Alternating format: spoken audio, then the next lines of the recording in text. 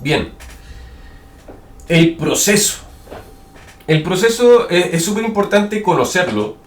Pese a que obviamente, si es que hablamos de los distintos tipos de animación que vimos, el proceso va a variar un poco porque obviamente hay distintas cosas que tengo que hacer eh,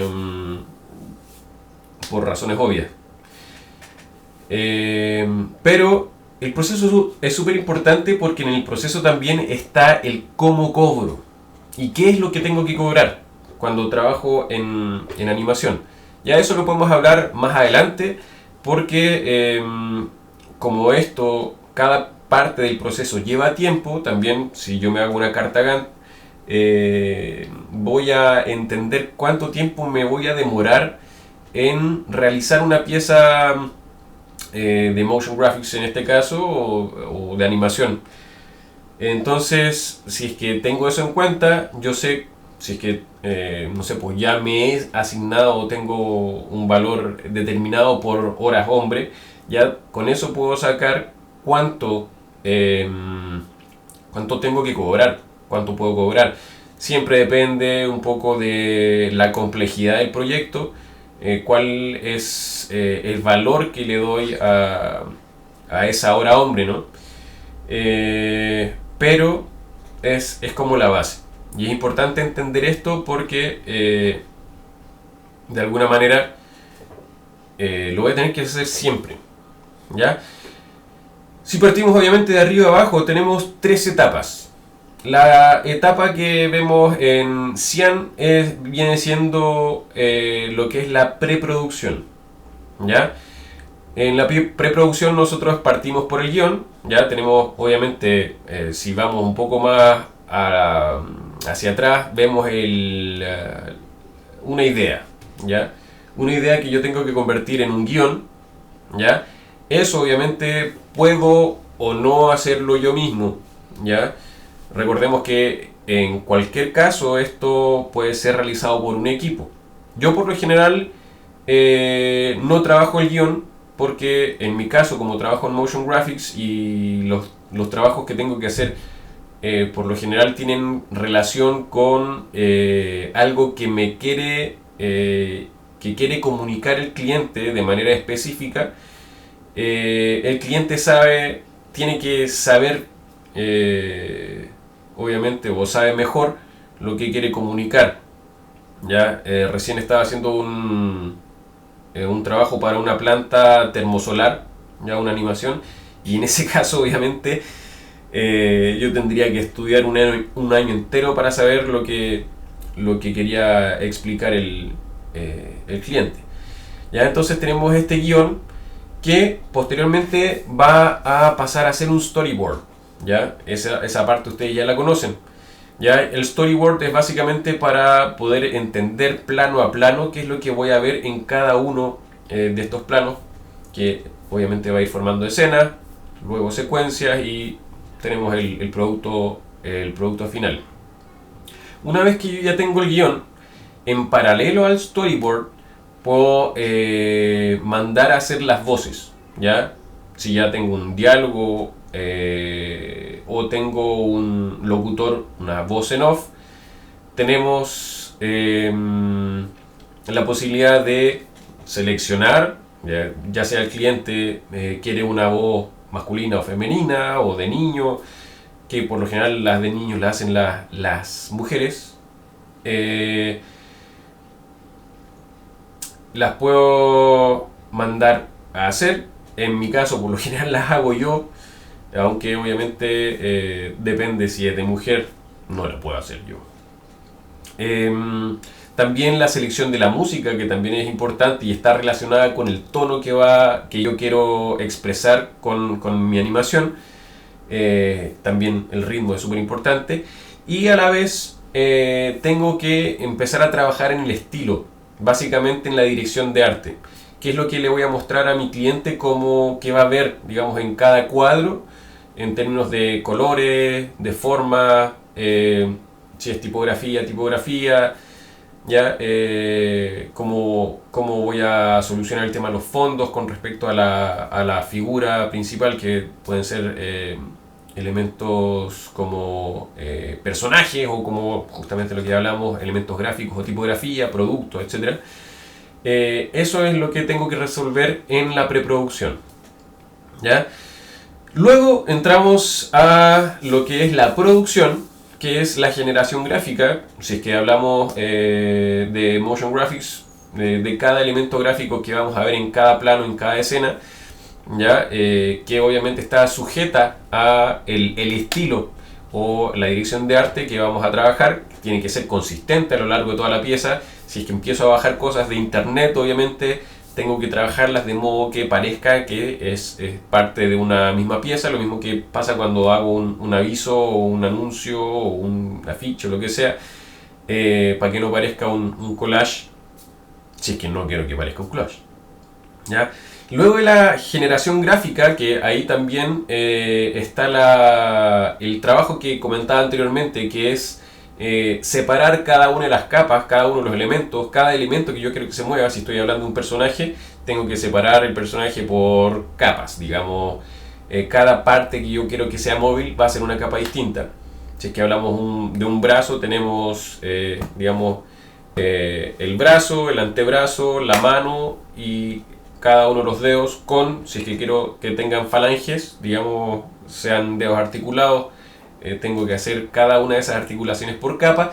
Ahora también hay una manera de eventualmente moverlos, hacer que se muevan los dedos, digamos, por otros métodos, que es, digamos, aplicando huesos o de tipo X tipo de deformaciones. Hay distintos métodos para animar, obviamente. Pero en la generación gráfica yo tengo que tener en cuenta qué es lo que voy a mover, qué es lo que voy a animar, ¿ya? Y luego pasamos a la animación, que es agarrar todo este material y empezar a trabajar cada uno de los planos para posteriormente, cuando pasemos a la postproducción, agarrar todas estas animaciones y componerlas. ¿A qué me refiero con componerlas? A ponerlas en secuencia de modo que todo esto se entienda como una continuidad, ¿ya? Porque obviamente es súper complicado hacer una animación, digamos, en una misma escena, en un mismo plano, porque es demasiado largo en ese sentido.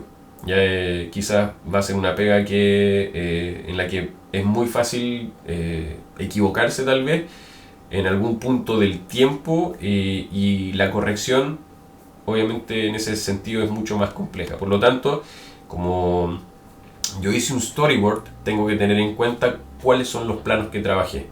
Cuando nosotros hacíamos pulentos, obviamente teníamos trabajando a varios animadores, 17, no, eran 10 animadores en realidad.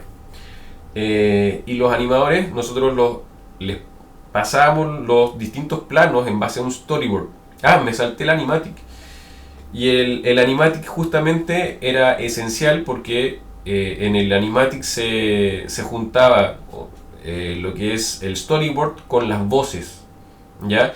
Y eso es súper importante porque eso me da los tiempos para poder animar, ¿ya? Y pese a que es algo 2D y que posiblemente es algo boceteado, ¿ya? A nosotros nos servía mucho, de hecho a los animadores les servía mucho para poner como base eso. Uno, para ver el encuadre en el que estaban los personajes, esta marioneta, que eventualmente nosotros podíamos reutilizar cuantas veces fuera necesario. Entonces tenemos una biblioteca de estas marionetas, todos los personajes básicamente un archivo separado, y las voy importando a mi escena, tratando de empatar el mismo plano, digamos, de generar el mismo encuadre del storyboard. Y ahí tengo el audio, por lo tanto con eso le puedo dar la actuación o la animación al personaje, ¿ya? Es lo mismo en animación 2D, ¿ya? La animación, para mí el animatic también es súper importante para la animación 2D, pese a que muchas veces me lo tengo que saltar por un tema de tiempo, ¿ya? Por lo general los clientes no aprecian tanto, depende del tiempo que tengan y de la experiencia que tengan, no aprecian tanto el animatic, pero muchas veces es importante si es que es un cliente que no entiende mucho esto de pasar de una idea a una animación, ¿ya? Entonces, dentro de cada etapa, obviamente aquí estamos viendo que hay revisión y correctores. Eso es súper importante. Es súper importante. Bien, y aquí dice FX, que básicamente son efectos. Si es que tengo una animación donde, por ejemplo, hay, no sé, una pelea de gato, por ejemplo, si no quiero ver cómo pelean los gatos, le puedo poner una nube de polvo encima, ¿ya? Y con eso, obviamente, puedo tapar un poco las pifias que hay y darle un poco más este aspecto de cartoon o dibujo animado, por poner un ejemplo súper burdo.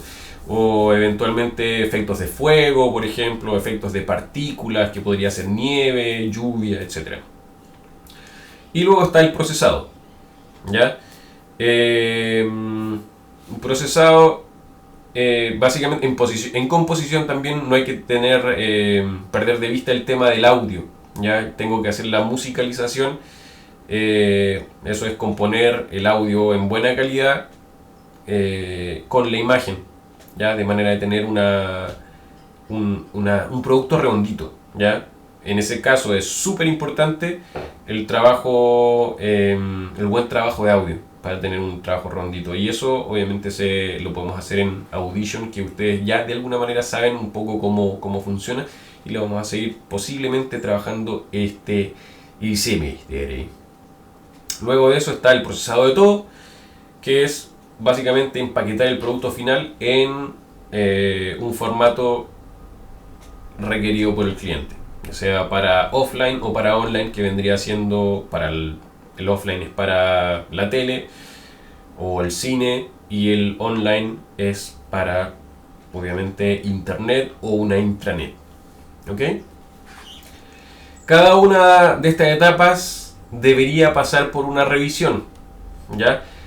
Por eso, si tengo 3 etapas, yo por lo general, si es que estoy pensando en el presupuesto, tengo que integrar estas 3 revisiones, ¿ya? Dentro de lo que son las posibilidades que yo le doy al cliente para poder revisar. Es súper importante no saltárselas, ¿ya? De hecho, trabajar de la mano con el cliente, de la mano más, de la manera más cercana posible, porque si es que yo estoy acá, ya estáis acá, y de repente aparece una corrección de guión, te encargo el efecto dominó, ¿ya? La cantidad de pega que eso significa, ¿ya? Por eso yo trato de ser lo más cargante posible con el cliente, para que esta parte quede lo más clara posible. Me ha pasado varias veces que de repente, no sé, las correcciones pasan no por una persona, sino por un grupo de personas. De hecho, con el proyecto que les comenté recién, que es el proyecto de la planta termosolar, no solamente estaba la persona que hacía el guión, que era una periodista, sino que estaban los ingenieros, que obviamente tienen una visión bastante distinta y más cuadrada, por razones obvias, que la periodista. Entonces, ya vemos por acá, la guionista estaba un poco laxa y te decía, no, si esto está bien, ya estamos listos. Y cuando ya estaba en la generación gráfica, y dije, me parece que hay muy pocas correcciones, le dije, oye, veamos de nuevo lo que... no estoy tan seguro de que esta parte funcione bien, por lo tanto le dije que lo revisáramos, que me dijera si estaba bien o que me hiciera alguna otra propuesta. Y ahí recién a la periodista se le ocurrió mandarle el guión y las imágenes a los ingenieros. Y ahí surgieron obviamente varios cambios. No, por suerte, no tan importantes, pero hubieron varios cambios en donde yo tuve que trabajar de nuevo la generación gráfica, y incluso las voces tuve que hacerlas de nuevo. Por eso es súper importante. En ese sentido, yo puedo conceder 3 revisiones, digamos una revisión por cada etapa. Y si es que de ahí en más tenemos más revisiones, que por ejemplo pasan por el guión, y eso hay que dejarlo estipulado, digamos, cuando yo hago el presupuesto, que cualquier revisión sobre el guión en una etapa que ya, digamos, una vez ya quemada la etapa del guión, cuando ya empezamos a la animación, por ejemplo, eso son lucas extras. ¿Ok? Eso básicamente un poco para entender cómo funciona el proceso de la animación, ¿ya? Qué hay detrás y qué es lo que tengo que tener en cuenta a la hora de cobrar, digamos, porque todo esto me puede llevar, difícilmente me va a llevar menos de una semana. Así es que un proyecto, qué sé yo, si es 2 semanas, tengo que pensar, no sé, pues, cuánto quiero ganar el mes, si es 2 semanas y voy a estar pegado en este proyecto, debería ser, no sé, pues, quiero ganar un palo al mes, tiene que ser, tengo que cobrar 500 lucas. Algo así, digamos, digamos por hacerlo súper simple.